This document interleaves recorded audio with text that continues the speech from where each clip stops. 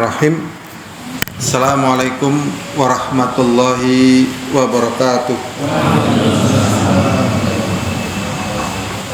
Innal hamdalillah nahmaduhu wa nasta'inuhu wa nastaghfiruh wa na'udzu billahi min shururi anfusina wa min sayyiati a'malina.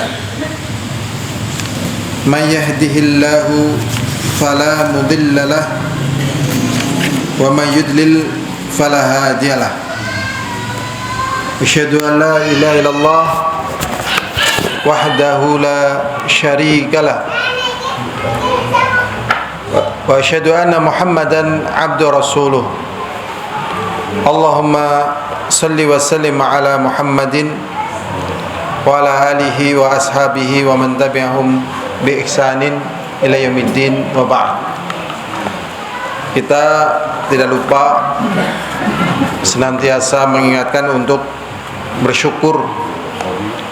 Bersyukur itu adalah tingkatan lebih tinggi daripada bersabar. Jadi orang bisa bersyukur setelah melewati sabar. Kemudian juga kita bersyukur atas bertambahnya ilmu di setiap kita kajian, taklim, dan baiknya ilmu menjadi baiknya agama. Baiknya agama menjadi baiknya dunia. Jadi kalau ilmu agamanya baik, maka agamanya menjadi baik. Kalau agamanya baik, maka dunianya menjadi baik.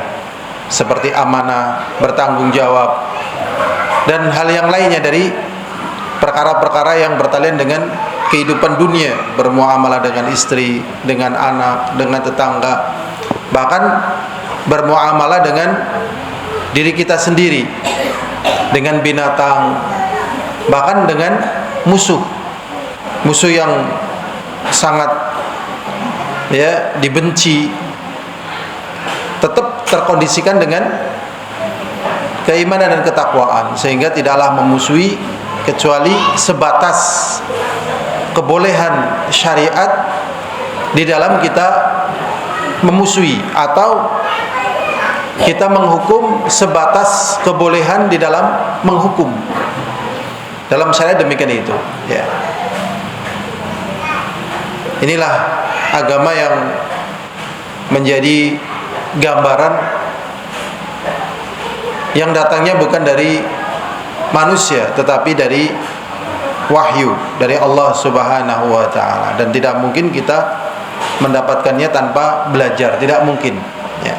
Seperti yang dikatakan Rasulullah sallallahu alaihi wasallam, innamal ilmu bitta'allum wa innamal hilmu bitta'allum. Bahwasanya ilmu itu diraih memang hanya dengan jalan belajar, dan orang memiliki sifat yang bijak, sabar tadi, itu dengan latihan pula. Alhamdulillah, insyaallah dalam kesempatan malam hari ini kita akan membahas tentang penyempurna dari pembahasan tauhid. Jadi ini masuk dalam pembahasan kitab tauhid, dan alhamdulillah kita kemarin membahas tentang sirah, kemudian juga dengan fikih, kemudian tauhid, juga akidah. Jadi semoga dengan pembahasan itu tergambar, ya, masing-masing pembahasan. Jadi memang agama ini luas, ya.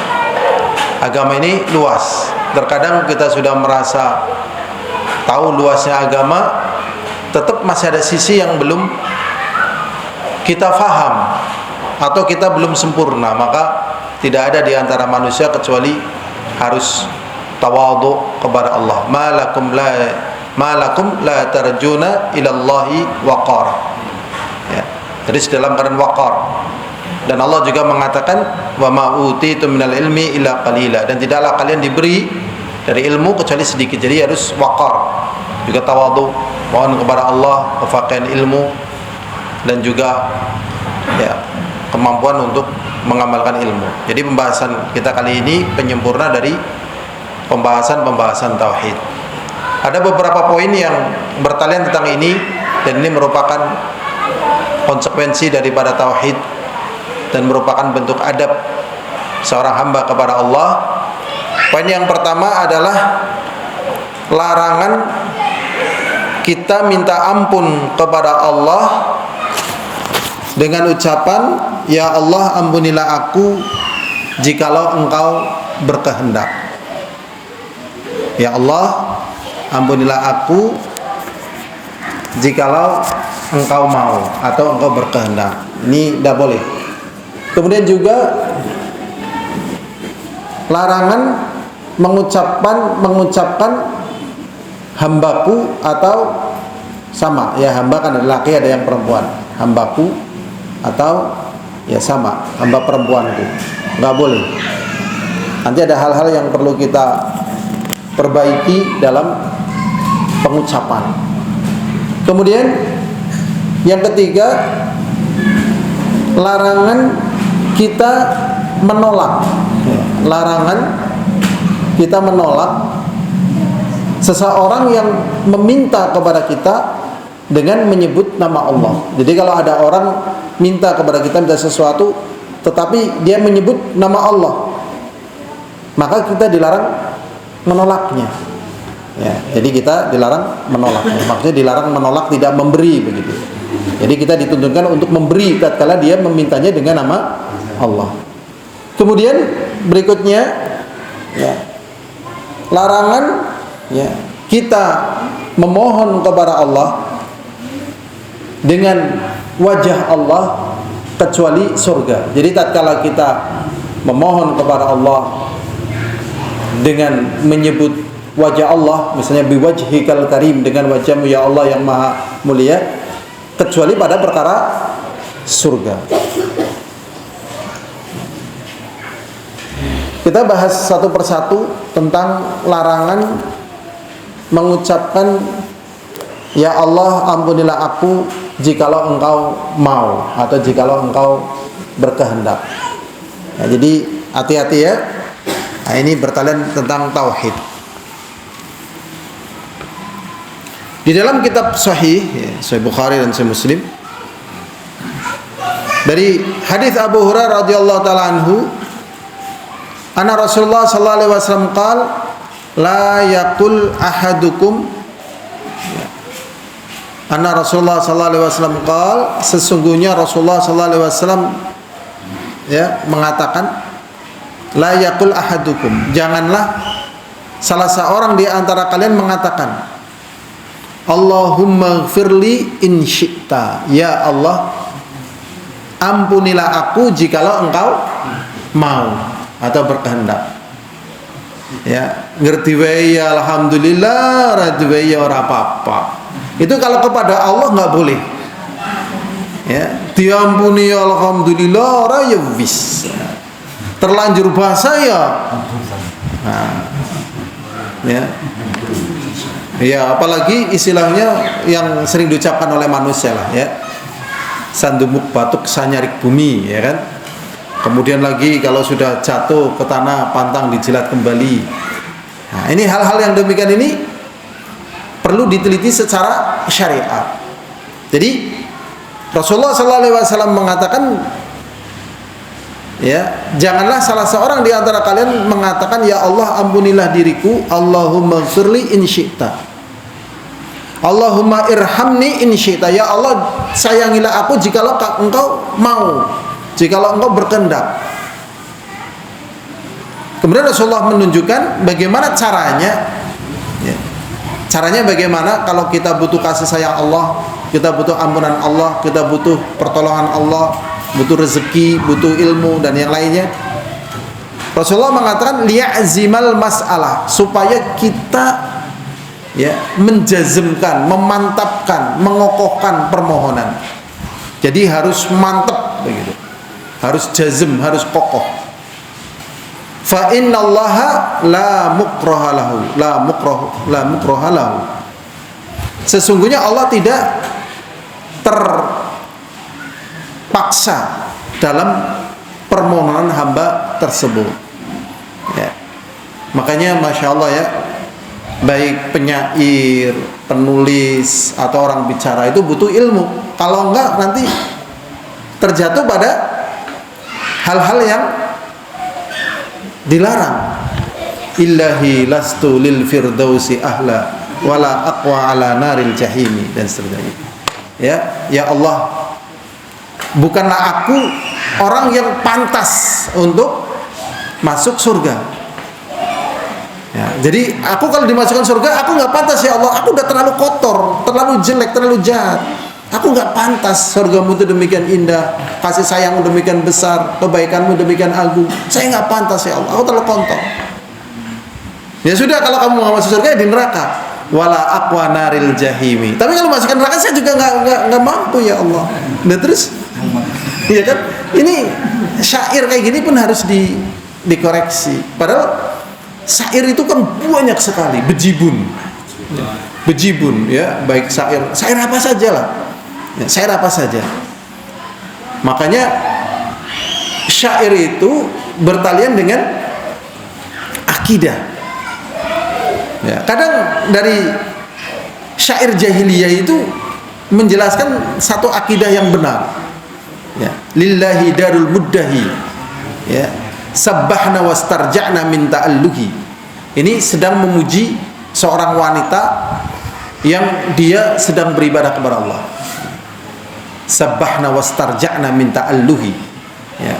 Jadi mereka bertasbih dan beristirja, ya. Subhanallah. Ya, istirja innalillah, ya kan? Min ta'alluhi, dari bentuk ta'alluh. Ta'alluh di sini artinya ta'abbud. Ini syair ini ada sebelum Nabi Muhammad SAW diutus, sehingga makna ta'alluh adalah ta'abbud berdasarkan pemahaman orang Arab kuno dengan bahasa Arab kuno, sehingga syairnya masih sampai detik ini ya. Sudah ya. Jadi kalau kita minta sesuatu harus mantap, harus kokoh ya. Wali muslimin, dan di dalam riwayat Muslim Rasulullah SAW mengatakan liya'zim ar-raghbah, supaya kita memperbesar harapan. Fa innallaha la yata'azzamuhu syai'un a'ta, sesungguhnya Allah tidak menganggap sesuatu yang diberi, ya, sesuatu yang diberikan oleh Allah kepada hambanya sesuatu yang besar, enggak gitu ya. Jadi kita sendiri yang menganggap besar. Bahkan Rasulullah SAW, ya, idza sa'altal jannata fas'alil firdausil a'la. Jikalau kalian minta surga, ya jangan nanggung-nanggung. Surga apa? Firdaus. Nah, ini dari sisi akhirat. Padahal dalam sisi dunia, ya kan, dunia juga minta yang terbaik, ya, minta istri ya yang terbaik lah, ya, jangan hanya sekedar berhenti misalnya pada cantik, ya, biasanya kan dengan hanya sekedar cantik, ya kan, itu sudah puas. Cantik kayak, jangan ditambahi soleh dan seterusnya yang baik, yang soleha, yang faqihah, yang keturunannya baik begitu. Tapi biasanya orang kan berhenti kalau sudah cantik, gini membadan. Nah, cantik atau laki-laki udah tampan, kaya, udah lepek-lepek. Padahal itu belum berhenti loh. Yang lebih penting di sini adalah ketakwaan. Ya. Demikian ya. Jadi minta kepada Allah dan Allah tidak menganggap besar. Berikutnya hadirin azani wa azakumullah. Jadi segala perkara itu dengan masyiah Allah Subhanahu wa taala. Jadi semuanya dengan kehendak Allah Subhanahu wa taala. Baik perkara dunia ataupun perkara akhirat. Tetapi ya, tatkala kita memohon kepada Allah harus dengan muliha. Di sini dikatakan ya, waqad umiral 'abd ayas'alaha min rabbih talaban muliha jaziman wa hadha talab 'ainul 'ubudiyyah wa mukhiha. Dan sungguh hamba itu diperintahkan oleh Allah SWT tatkala dia memohon kepada Allah dengan permohonan yang merengek. Muliha itu artinya apa? Merengek. Bukan jaluk terus, ya ndremimil karo nangis gitu. Pokoknya nek kurung diwehi aja mandek gitu. Aja mandek. Nek kurung diwehi pokoknya aja mandek. Insyaallah dikasih. Ya. Dan Allah ngasihnya itu tidak berlaku hukum alam. Hukum alam, apakah hukum alam? Supaya definisinya kita perbaiki. Apakah hukum alam itu? Hukum alam adalah hukum yang Allah tetapkan pada alam. Ya, jangan sampai kita memahami hukum alam adalah hukum yang berlaku pada alam. Maksudnya alam memiliki ketentuan-ketentuan di dalam dirinya, ya, dan itu menjadi hukumnya, yang namanya hukum alam. Nek nandur ya pak panen, ya. Nah, nandur ya panen, terus apa lagi? Becik ketitik, ya kan? Anawan anak pangan, ya kan? Apalagi coba yang hukum dianggap hukum alam. Sebenarnya nggak berlaku bagi Allah, maka hati-hati penggunaan kata hukum alam. Ya, hukum alam kedudukan secara tauhidnya adalah hukum yang Allah tetapkan pada alam, atau istilahnya sunatullah. Nah, Allah Subhanahu Wa Taala di dalam mengabulkan doanya nggak berlaku hukum alam. Ya, seperti kisahnya Ismail alaihissalatu wassalam, bayi.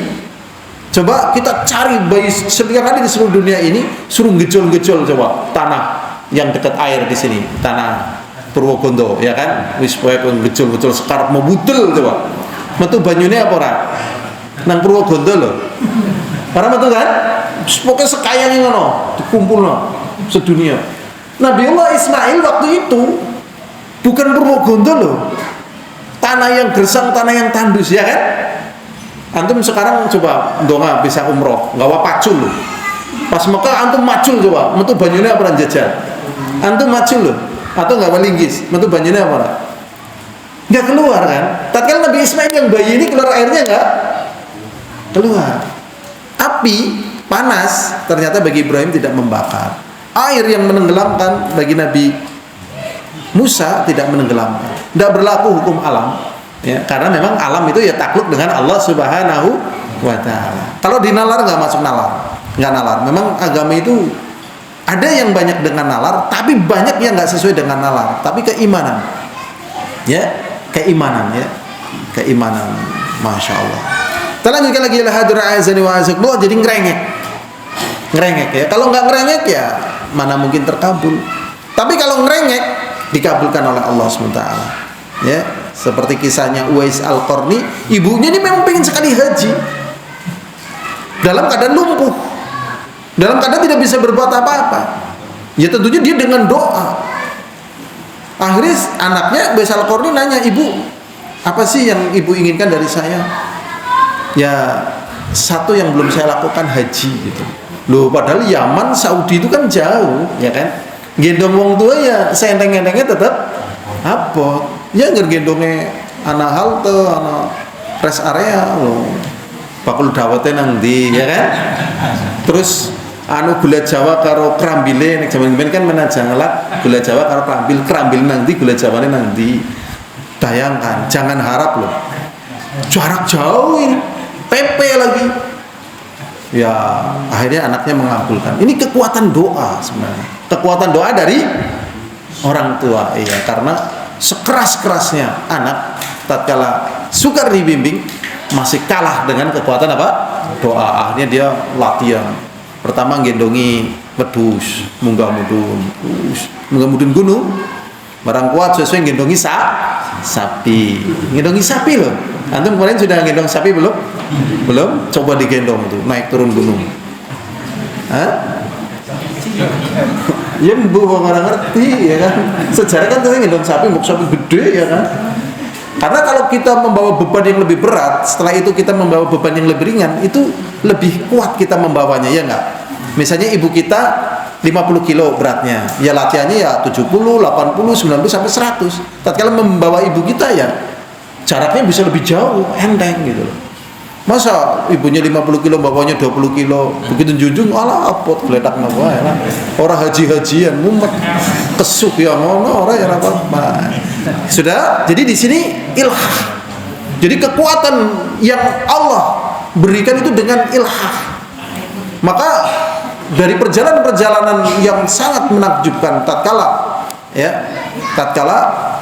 Imam Mahdi itu melawan Dajjal, kepepet sudah, tinggal 40 orang, doa terus doa. Akhirnya turun Nabi Isa. Nabi Muhammad juga demikian, doa terus. Mereka itu orang soleh, kalau sudah doa itu nggak peduli, pokoknya nggak peduli, sudah doa. Kalau kita kan doa, yuk, nangis dermemel.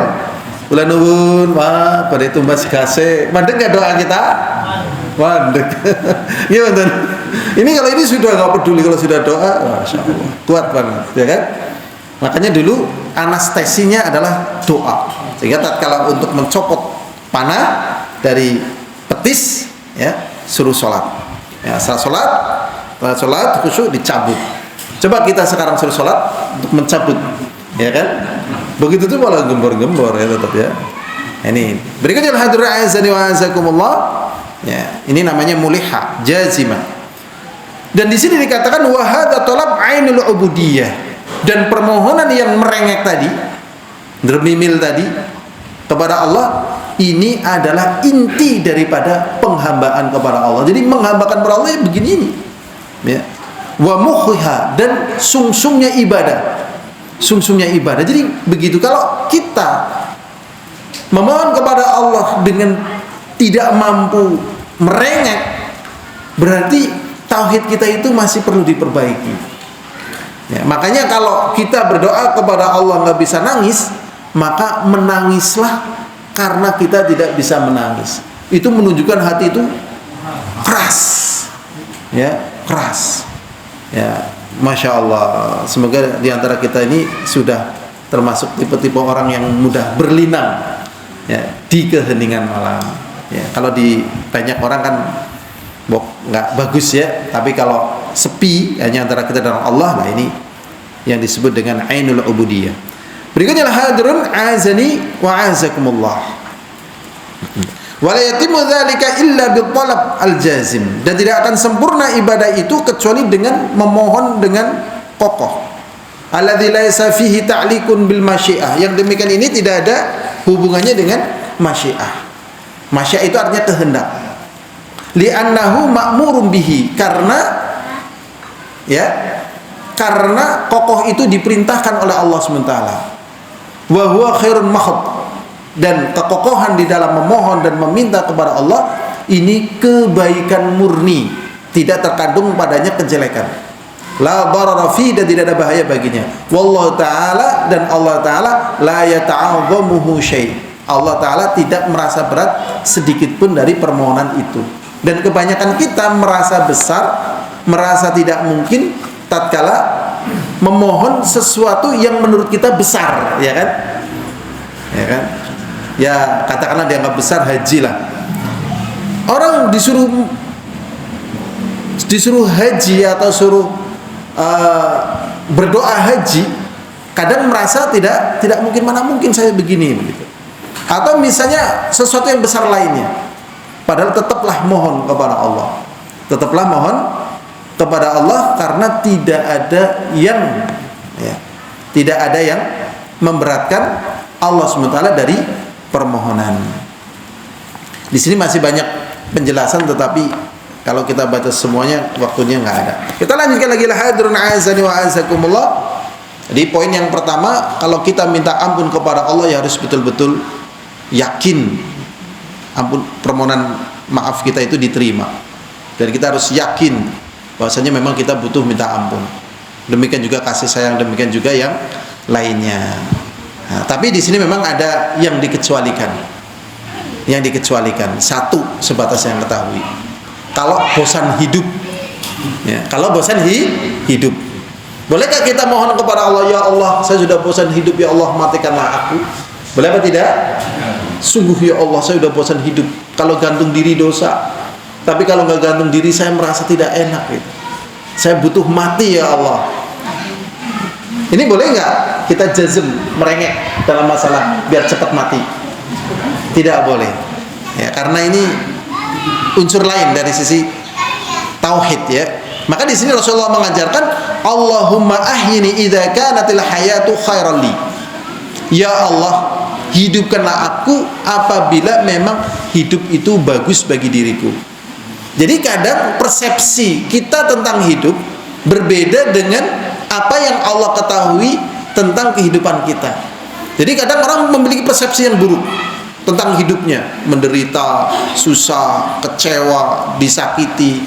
terlunta, dikhianati begitu. Sehingga dia menganggap hidupnya tidak berguna gitu.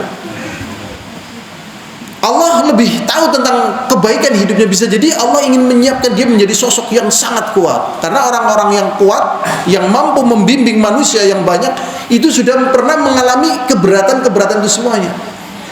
Jadi orang-orang yang mampu membimbing manusia yang banyak itu ya hidupnya paling susah, paling menderita, paling banyak cobaan, paling banyak perjuangan. Begitu tatkala dia melewati tahapan kehidupan yang demikian itu, kemudian ada orang yang datang, saya orang yang menderita, penderitaanmu seberapa? Ceritakan, oh nggak apa-apa, santai aja, masih bisa lewat kok.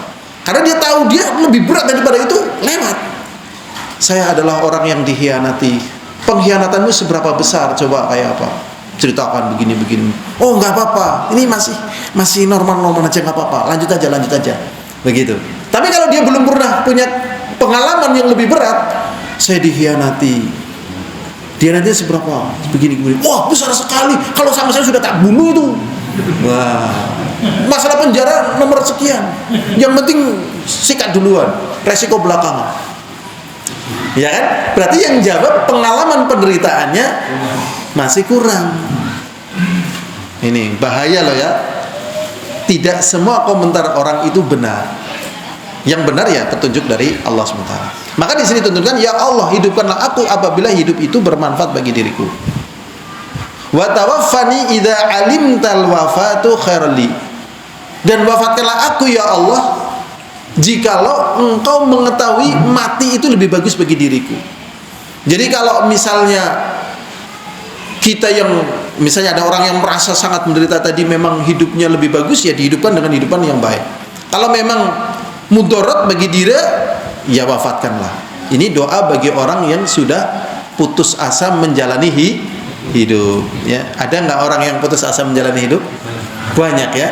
Lebih banyak yang mati karena bunuh diri dibandingkan mati kecelakaan, atau mati jatuh dari pohon, atau mati dibunuh, atau mati-mati yang lain. Yang paling banyak di dunia ini adalah orang mati bunuh diri. Ya, tiap hari ya, ada yang mati bunuh diri. Ya, intinya karena tauhidnya perlu diperbaiki. Berikutnya hadirin azani wa azakumullah, kita masuk pada pembahasan yang kedua, yaitu larangan mengucapkan hambaku, ya. Hambaku dalam artian ya untuk laki ataupun perempuan. Kalau perempuan ya amati. Amah artinya hamba juga. Ya, kalau dalam untuk laki-laki abd. Ya di sini ya. Di dalam kitab sahih, yaitu Sahih Bukhari dan Sahih Muslim, diriwayatkan dari Abu Hurairah radhiyallahu taala anna Rasulullah sallallahu alaihi wasallam qala, sesungguhnya Rasulullah sallallahu alaihi wasallam mengatakan, la yaqul ahadukum, janganlah salah seorang di antara kalian mengatakan, at'im rabbak, berikanlah makan kepada rabbak, pangeranmu. Pangeran ya. Rabbun itu bisa artinya pemilik. Ya. Rabbak. Ini maksudnya ke orang. Ya, Rabb. Man rabbu hadzal kas misalnya. Siapa yang punya gelas ini? Pakai istilah Rabb. Rabb artinya apa? Pemilik. Rabbul alamin, ya kan? Allah pemilik seru salam ini, ya kan? Rabbul Ka'bah, pemilik Ka'bah. Rabbun Naqah. Nah, sekarang di sini ada unsur kesamaan yang ini sebenarnya untuk Allah, tetapi juga ada kesamaan ada pada manusia. Tetapi karena bentuk pengagungan seseorang kepada Allah, jangan mengucapkan kata-kata yang mengandung unsur labes, yang mengandung unsur samar. Contohnya yang dikatakan at'im rabbak, pangeranmu sudah dikasih makan belum? Ya. Kemudian waddi rabbak, berikanlah wudu Rabbmu. Wal yakul sayyidi. Tetapi kalau kamu memang harus mengatakan, kamu sudah menyiapkan makan buat tuanmu belum? Buat bosmu apa belum? Buat juraganmu apa belum? Ya. buat juragan dan sebagainya. Pokoknya menjauhi kata-kata yang semakna dengan kata Rob, ya kan? Pernah dengar kata pangeran nggak? Pangeran ingkang murbeng dumadi, ya kan? Artinya apa? Kita tansah dedonga dumateng ngarsanipun pangeran ingkang murbeng sing moho suci, ya kan? Orang ono pangeran sing nunggang jaran kejaba pangeran Diponegoro. Ya kan? Nah ini Masya Allah, ya kan? Makanya penting ini ya, jadi jauhi istilah-istilah yang mengandung unsur labes. Makanya di sini Rasulullah mengatakan kalau memang harus mengatakan sayyidi, tuanku, wa maulaya atau maulaya. Maula itu artinya orang yang memerdekakan dirinya dari perbudakan. Wala yaqul ahadukum, dan tatkala kita mengatakan kepada rewang kita, orang-orang yang bersama kita dengan istilah abdi, oh itu hambaku, ya. Dan di bahasa kita ada istilah yang sudah akrab, pengabdian, ya kan? Udah pernah dengar kata pengabdian? Nah, istilah ini saya teliti yang lebih tepat wiyata bakti atau amal soleh atau PKL nggak apa-apa lah, tapi pengabdian. Nah, pengabdian ini bukan untuk manusia tetapi kepada siapa? Allah, ya kan? Abdi mah, abdi sebenarnya saya aja berasal dari kata sahaya, ya kan? Aku lebih pas kalau bahasa Arabnya ana. Cuman orang nggak suka dengan bahasa ana gitu. Tatkala kita belajar di Yaman, akhirnya membalung sungsung. Kita mengucapkan kata saya itu ana, tapi ternyata mungkin dengan alasan budaya, wah ini kearap-arapan. Apa artinya ana itu? Ya kan? Tapi kalau kita ambil kata saya itu sama dengan apa? Sahaya. Gini apa betul? Udah pernah belajar bahasa Indonesia seperti ini? Asal kata saya adalah apa? Sahaya. Lah sahaya itu artinya apa? Hamba. Ya kan? Sebenarnya kita hamba apa bukan? Kita hamba apa bukan? Bukan. Kita ini adalah orang yang merdeka. Kita bukan hamba. Ya, hamba Allah. Kalau hamba Allah iya betul. Hamba Allah maksudnya, benar. Tapi kita bukan hamba. Makanya penyebutan saya sebenarnya itu kurang tepat kalau secara syariat, aku gitu. Sehingga tatkala kita misalnya menjadi tokoh, ya itu hamba saya, itu jangan, ya itu rewang saya gitu, atau karyawan saya dan sebagainya. Sehingga dari sini Rasulullah mengatakan abdi wa amati, dilarang, ya. Wal yaqul fataya, itu pemuda saya, ya bahasa kita itu ya rewang, teman, karyawan, ya, atau yang mentereng di masa kita misalnya untuk perkara lain ART, ya kan? ART, pernah dengar ART? Asisten, ya kan? Rumah tangga. Zaman gemian pembantu. Mengisar maning babu. Lah babu artinya apa coba babu? Kita cari asal arti kata babu. Kalau babu itu artinya budak sahaya, ya jangan. Tapi kalau babu artinya asisten tadi nggak apa-apa, cuman kesannya jelek, ya. Berikutnya la hadra azani wa azakumullah fataya wa fatati wa gulamaya, itu untuk memanggil karyawan, ya.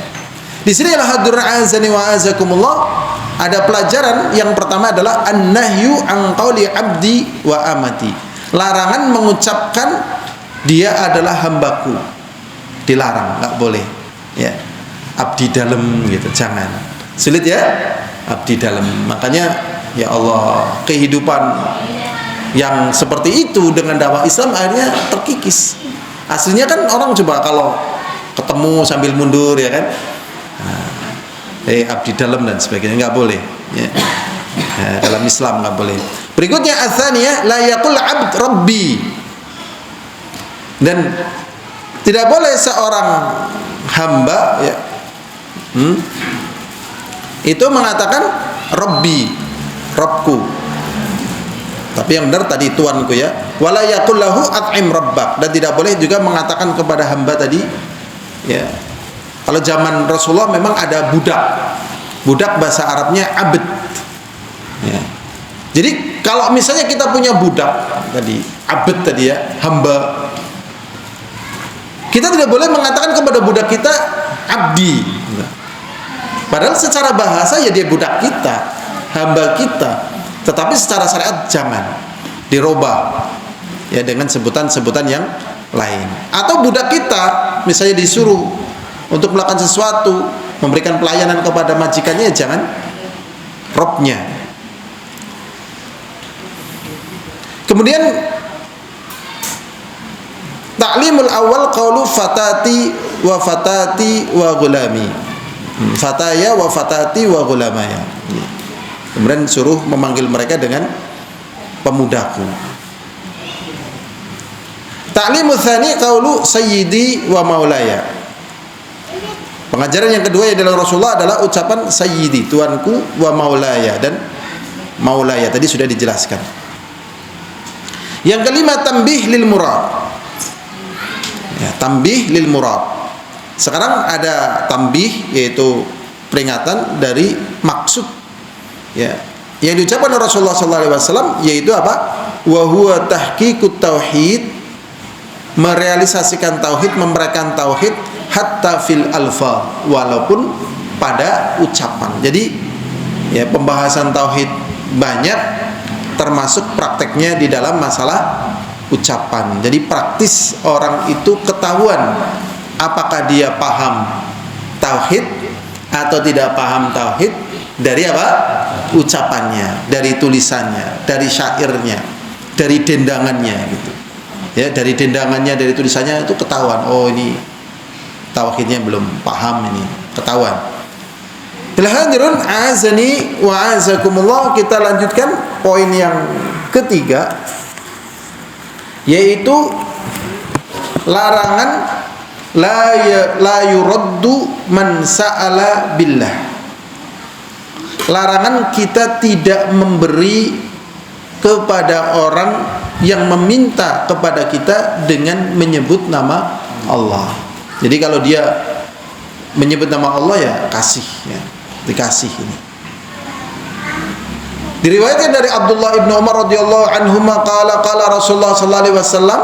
Diriwayatkan dari Ibnu Umar, semoga Allah meridhai keduanya, berkata Rasulullah sallallahu alaihi wasallam, man ista'adza billah fa'idhu.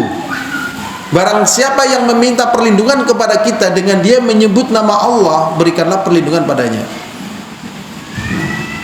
Misalnya dia mengatakan begini, misalnya aqsim billahil azim aidhuni min hadzal lis, misalnya aku bersumpah dengan nama Allah yang Maha Agung, lindungi aku dari ya perampok ini. Misalnya dikejar-kejar sama perampok misalnya. Tatkala dia menyebut nama Allah, udah kita lindungi.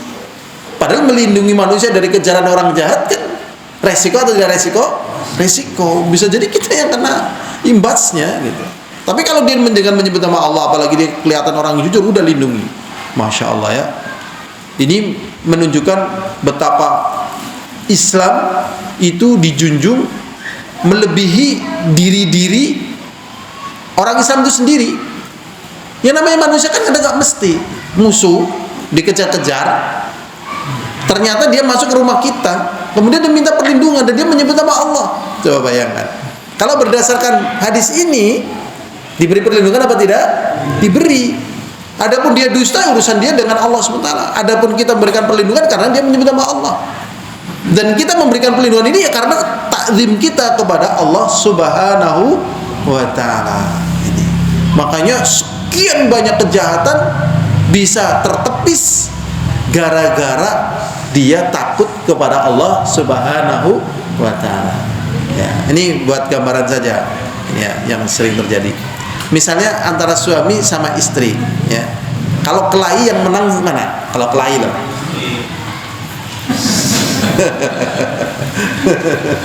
Suami istri kalau kelahi yang menang mana gitu ya. Ya sudahlah, kita akan melanjutin. Memang di masa kita ini banyak laki-laki kalah sama wanita.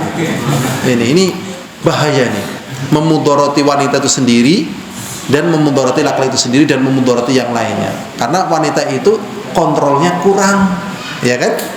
Nah ini, jadi kita nggak jadilah ya, nggak jadi. Ya secara umum menang suami lah. Tapi kenapa suami itu tidak melawan istri? Karena takut kepada Allah, tanggung jawab. Ya apa tidak?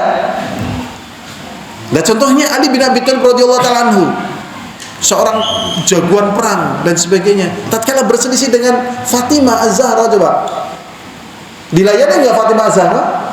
Tidak, bahkan beliau pergi, ya kan? Pergi, ya. Jadi memang kalau suami lagi marah, udah mending pergi, ya kan? Jangan dilayani bahaya, ya kan? Kalau istrinya bawa bensin gimana coba, ya kan? Repot, ya kan? Ya kan? Ya namanya nggak pakai akal, ya kan? Bawa bensin, sudah, ini pergi.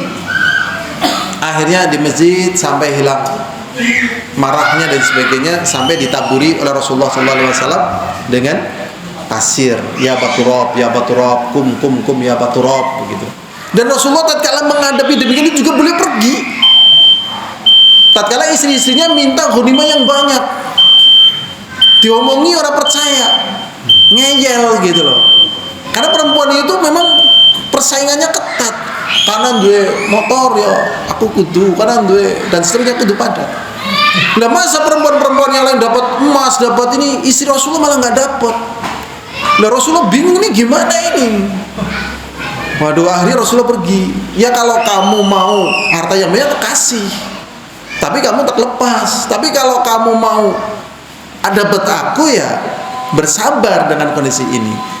Akhirnya karena sudah ditinggal lama, istrinya pada sadar, ya sudahlah, daripada dilepas, mending mereka menerima apa yang dia dapatkan, ya, yaitu mendapat Rasulullah, tetapi tidak mendapatkan ghanimah sebagaimana wanita-wanita lain yang bukan istri Rasulullah SAW. Nah, tapi syahidnya di sini Rasulullah pergi. Tuh. Pernah satu ketika juga Rasulullah mengila.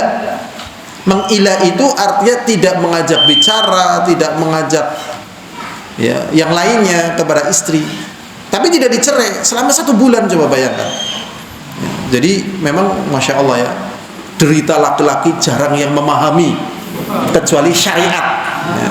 Jadi syariat itu yang paling jujur ya. Kalau tanya kepada perempuan nggak jadi ya, pokoknya kalau antum pingin hal-hal yang sifatnya batin, syariat ya, psikolog dan sebagainya saya belum begitu percaya ya. Syariat jujur itu, ya kan? Kita lanjut.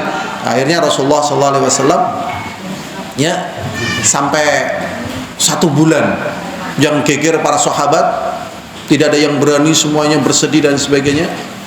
Akhirnya nggak ada yang berani nanya.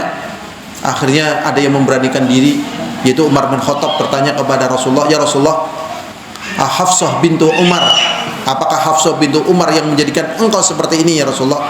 Atau lakta ya Rasulullah Hafsah bintu Umar? Aku tidak menceraikannya dan aku juga tidak ya aku tidak menceraikannya dan aku juga tidak lupa ini. Kemudian Umar bin Khattab mengatakan, apabila idza kana Hafsah bintu Umar ya yusabibuka bihadza ya Rasulullah ya fa'adziruni an adruba unuqaha, maka izinkanlah aku ya Rasulullah untuk aku penggal lehernya. Masya Allah, ini ucapan serius loh ya. Jadi kalau misalnya Hafsah bintu Umar yang membuat Rasulullah murung seperti itu selama 1 bulan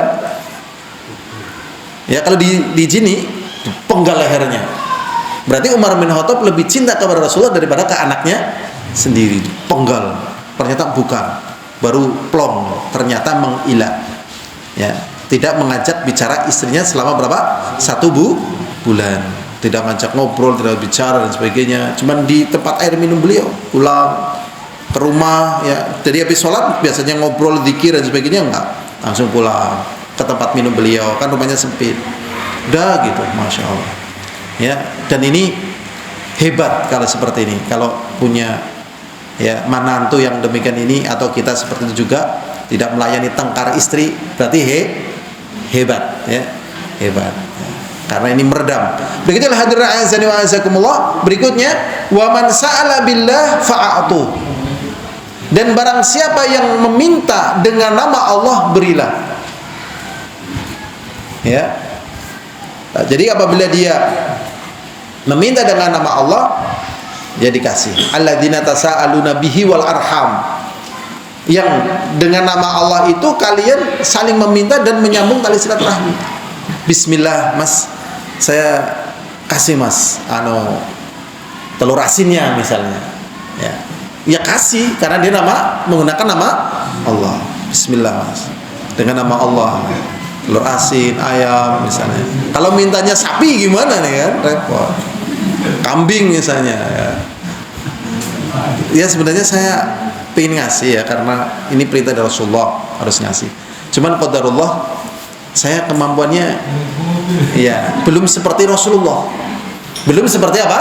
Rasulullah. Karena Rasulullah SAW adalah orang yang tidak pernah menolak tatkala diminta. Tidak pernah menolak. Ya Allah ya Rabbi, kalau kita tiru ya nggak mampu. Ya Rasulullah, jikalau aku masuk Islam, ya apa yang akan kau beri padaku gitu. Ya terserah apa yang kamu minta. Lah waktu itu Rasulullah punya kambing yang memenuhi 2 lembah. Kambing yang memenuhi 2 lembah. Dan di negeri kita ini banyak suket tapi jumlah kambingnya sedikit, ya kan? Berbeda dengan di Arab, suketnya sedikit, kambingnya banyak, ya kan? Masya Allah. Ternyata 2 lembah. Akhirnya ya sudah, kalau memang kamu mau 2 lembah kambing itu ambil, semuanya kasih. Akhirnya dia masuk Islam, Masya Allah. Kalau kita yang diminta kayak gitu, kita dikasih apa enggak ya? Enggak lah. Apa jangan kurang ajar, orang Islam berapa apa? Islam yang mana, orang yang mana, bodoh-bodoh. Kafir yang belum neraka daripada pedusku kurang, ya kan? Dan masih banyak lagi tentang keutamaan Rasulullah SAW. Jadi kalau dia minta dengan nama Allah, kasih. Wa man da'akum fa'ajibuh, dan siapa yang mengundang kalian maka penuhilah panggilannya. Wa man sana'a ilaikum ma'rufan fakafi'uh, dan barang siapa yang berbuat baik kepada kita maka balaslah dengan kebaikan yang serupa. Jadi kalau misalnya ada orang ngasih kita pisang Ambon, kita adanya pisang muter, kirim pisang muter. Kalau misalnya sana ngasih pisang muter, kita adanya pisang raja, kasih pisang raja. Begitu. Kalau sana misalnya ngasihnya kambing misalnya ya, kita ada sapi, kasih sapi. Tapi kalau misalnya sana ngasih kita nggak punya, minimal jazakumullahu khaira, begitu. Dan di dalam Al-Quran Allah SWT mengatakan hal jazaul ihsan illal ihsan, di dalam surat Ar-Rahman. Bukankah orang yang berbuat baik itu balasannya adalah berbuat baik pula? Minimal tadi doa jazakumullahu khairan. Nah kebanyakan di masa kita ini nggak terima kasih, nggak apapun, klepat. Di cataku sing korban di misalnya. Ya wis lumayan, ya kan? Kan coba orang-orang yang datang pada minta daging kurban ada yang ucapkan jazakumullahu khairan, barakallahu fik, ada enggak? Apa terus pergi? Coba besok lagi kalau ada kurban kita amati. Ini Pak, sana ucapkan enggak doa-doa ya jazakumullahu khairan. Subuh ya. Subuh itu ya sebenarnya nilainya apa coba ya kan? Sebenarnya apa coba? Kan doa. Kalau doa itu Masya Allah, itu perimbangan coba. Subun apa artinya? Ya, subun ya. Terima kasih ya. Nah, janganlah doa ya. Maka di sini Rasulullah SAW, barang siapa yang berbuat baik kepada kita maka fakafi'u, balaslah dengan kebaikan pula. Fa illam tajidu, dan apabila kita tidak ya menjumpai apa yang mencukupinya tadi, ya kan, tadi ngirim kambing kita kasih sapi misalnya kan, ngirim degan kita ada kerambil, bawakan kerambil misalnya ya, sana ngirim degan lagi kita kerambil nggak punya, degan nggak punya, adanya pohon kerambil, kasihkan pohon kerambil gitu. Bawa aja sudah, nggak ada saya yang lain.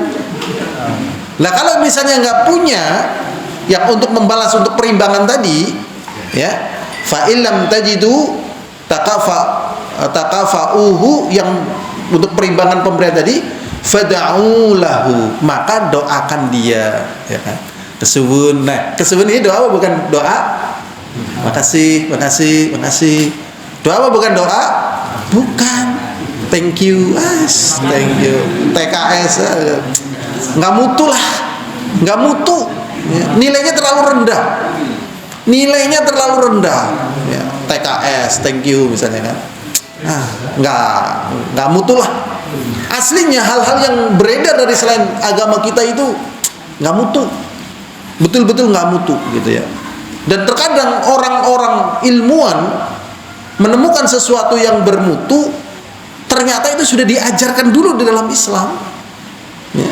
Sudah diajarkan dulu dalam Islam. Mereka mau bermutu, Islam sudah lebih dulu. Seperti najisnya anjing, coba para peneliti baru mengetahui najisnya anjing kalau dibersih sama sabun nggak jadi, memang bersihnya dengan tanah. Wah, Rasulullah sudah duluan.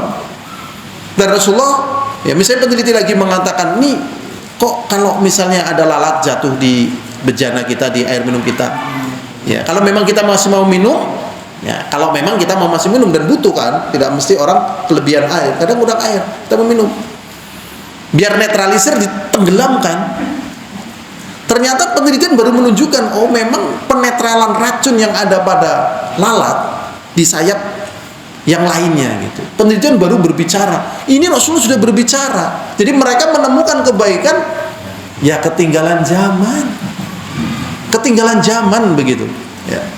Makanya apa? Doa, ya, bukan terima kasih. Nggak terima kasih ya mending lah. Tapi kebangetan gitu.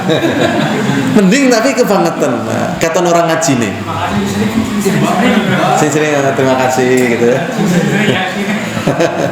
Nah, si keton orang ngaji nih ya. Jazakumullah khairan.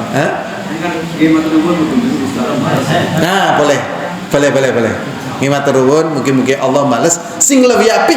Nah, kan matur nuwun mugi-mugi Allah balas dengan azab kan repot. Kan balas moga-moga Allah dibales nang Allah ya kan. Balas ini kan kata umum ya kan. Kok dibales nang Allah. Lah kan balas ini gimana? Semoga Allah membalas dengan yang lebih baik. Gitu loh.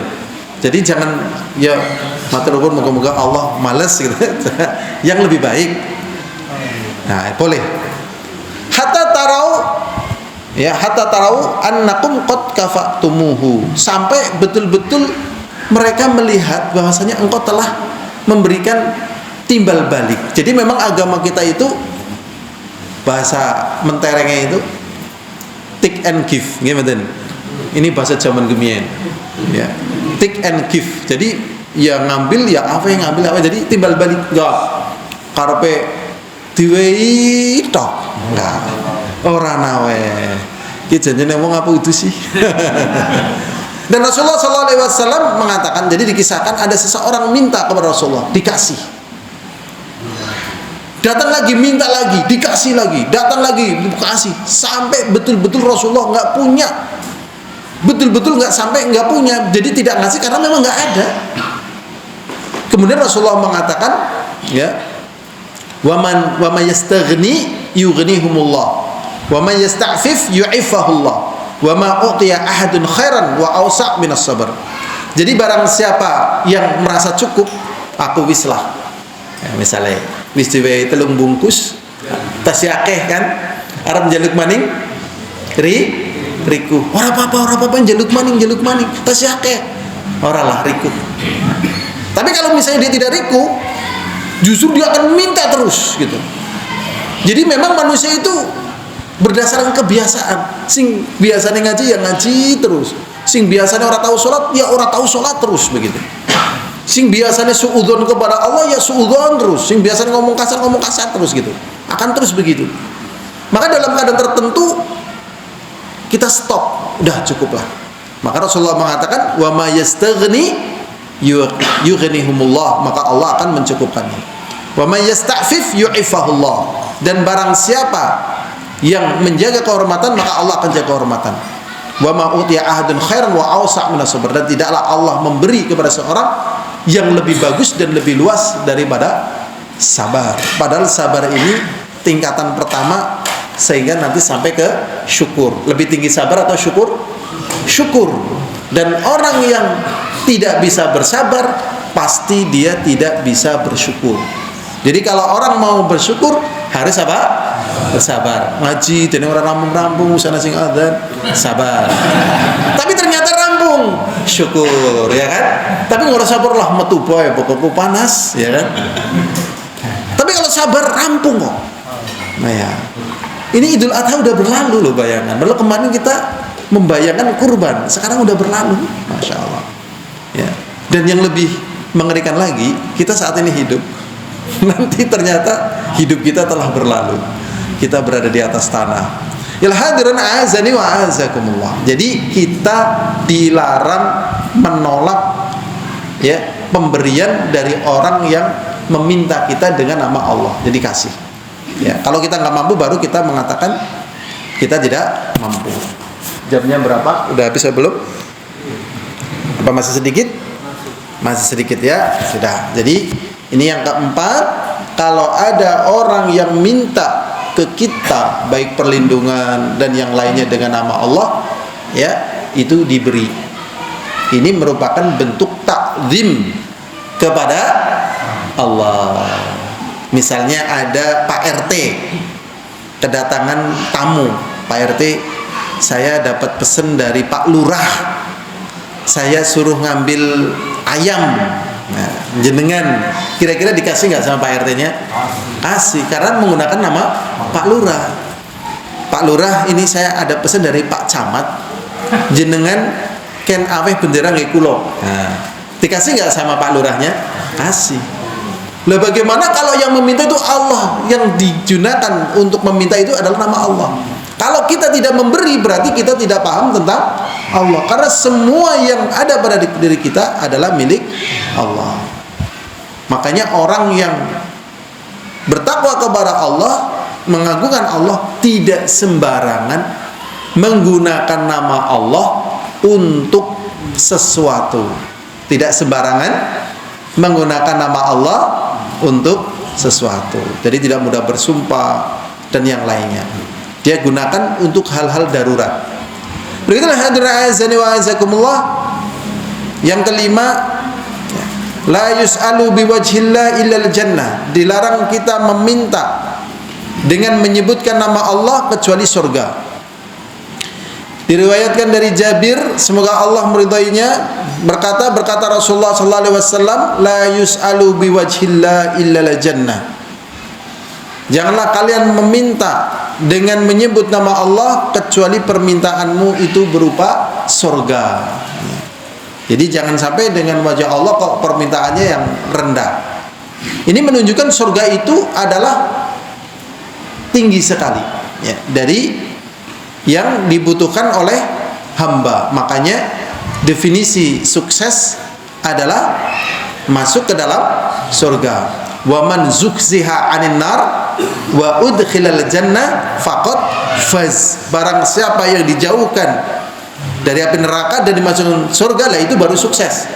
Tetapi kalau dia banyak harta, kuat, tampan, punya kedudukan yang tinggi, belum masuk surga, berarti dia belum sukses. Kenapa? Ya. Jadi dia misalnya tampan sudah, kaya sudah, memiliki jabatan sudah, memiliki kendaraan sudah, memiliki semuanya. Coba, apa yang dikatakan orang tentang orang yang seperti ini? Sukses. Kalau kayak sukses, kayak orang kayak kowe ngaji boy, orang sukses-sukses. Ya kan? Apakah itu sukses tadi? Ya, sukses menurut kacamata perasaan manusia yang terbatas. Tetapi sejatinya dia belum sukses. Karena apa? Siapa saja, baik mukmin, baik kafir, baik yang kaya, baik yang miskin, tidak ada yang lepas dari ujian Allah tatkala di dunia. Jadi kadang udah kaya dan semuanya masih sedih, masih takut, masih kecewa, tidak merasakan kenikmatan yang dia miliki, begitu. Makanya jangan meminta dengan nama Allah kecuali surga. Jadi kalau kita minta, ya misalnya, ya Allah dengan wajahmu yang mulia, ya Allah berikanlah kemampuan aku membeli sawah, ya Allah. Jangan, ya Allah disebutkan yang lainnya. Jangan, tetap surga. Berikutnya lah hadirin azani wa azakumullah, hadis ini diriwayatkan oleh Abu Dawud. Di sini ada permasalahan, ya. Itsbatu sifatil wajhi, penetapan sifat wajah bagi Allah sesuai keagungan dan kemuliaan Allah dan berbeda dengan makhluk. Dalilnya ada, wujuhu yauma idzin nadhirah ila rabbiha nadhirah. Pada hari di mana wajah-wajah berseri-seri kepada Rabb mereka, mereka memandang wajah Allah. Ini saja yang bisa kita pelajari dari 5 perkara yang bertalian tentang penyempurna dari tauhid. Ya. Semoga Allah membimbing kita dari kekeliruan ya di dalam menjalani kehidupan ini, karena sesungguhnya ya kekeliruan itu sering muncul karena ya belum sampainya ilmu, atau ilmu sudah sampai tetapi lupa. Nah, ini mesti akan terjatuh pada kekeliruan ya. Maka kita mempelajarinya dan kita mohon kepada Allah agar terjaga ilmu kita sehingga terjaga pula amalan kita. Sebelum saya tutup, mungkin ada pertanyaan. Kalau ada pertanyaan, tafadhol. Kalau enggak ya kita tutup. Enggak ada pertanyaan? Enggak ada ya? Enggak ada. Sulit juga bertanya ya? Oke. Tadi dikatakan bahwa Rasulullah telah mendiamkan istri berusia 7 tahun ya. Iya. Apakah itu sudah dijadikan dasar kepada orang yang telah berbuat sesuatu yang tidak baik kepada kita mendiamkan lebih dari hari? Oh lain itu, lain iya. Kalau itu lain. Kalau ini istri namanya ila. Ila itu tidak mengajak bicara, tetapi dia tidak menjimaki, tetapi tidak dicerai. Batas waktunya maksimal itu 4 bulan. Kalau sudah lebih dari 4 bulan, harus pilih 2 perkara ini: diakhiri ilahnya atau dicerai. Berarti pada batas kekuatan wanita yang paling kuat tidak diajak bicara sama istri adalah 4 bulan. Jangankan 4 bulan, sepekan aja. Kalau wanita zaman sekarang itu sudah nggak kuat. Tetapi kadang yang anehnya, yang nggak kuat juga suaminya. Jadi suaminya nggak kuat, istrinya juga nggak kuat, sama-sama lemah. Nah kalau zaman dulu, kalau di ila, istrinya praktis nggak bisa nggak berbuat apapun. Kalau zaman sekarang mungkin istri di ila, ya lah ada HP, ada medsos, ada jalan-jalan, waduh, malah telandangan sisan lah. Ini, jadi efek kendalinya, nah ini butuh cara yang lebih sesuai sehingga istri dalam keadaan sebagai tanggung jawab suami untuk dihantarkan ke surga. Sebenarnya hal-hal yang demikian itu kan merupakan bentuk tanggung jawab suami untuk menghantarkan istrinya ke surga. Di samping juga agar istri itu ya menjalankan tugasnya. Ada lagi mungkin yang mau bertanya? Kalau nggak ada, ini saja yang bisa kita pelajari. Semoga Allah menjadikan ini sebagai pemberat amal soleh kita di hari kiamat. Ya, apabila ada kata-kata yang tidak berkenan, al-afu minkum walhamdulillahil alamin. Assalamualaikum warahmatullahi wabarakatuh.